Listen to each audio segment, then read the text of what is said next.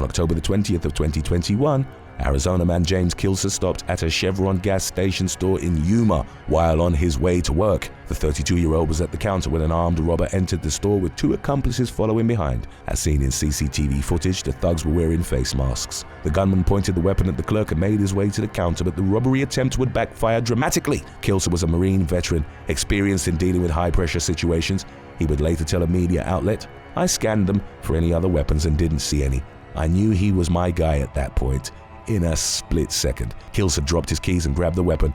The man recounted, "I hit him and the gun before my keys hit the ground. That's how fast I moved, and I'm a little chubby guy. I've put on a couple pounds since the Marine Corps." Kilcer pushed the weapon to the side, charged the gunman, and struck him in the face.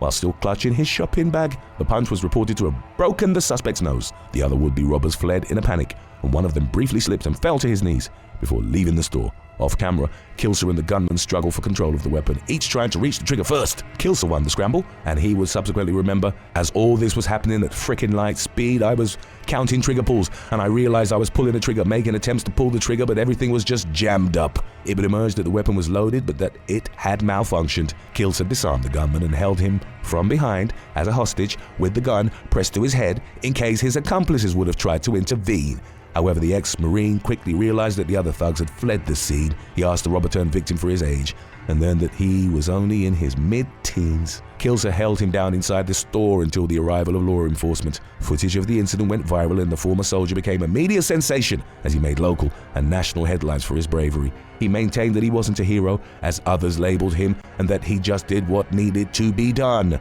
Kilcer stated that the Marine Corps had taught him not to mess around, noting that he took his personal safety and the safety of others seriously at all times. When asked in an interview what message or advice he'd give the gunman, Kilcer said, "That boy needs some Jesus.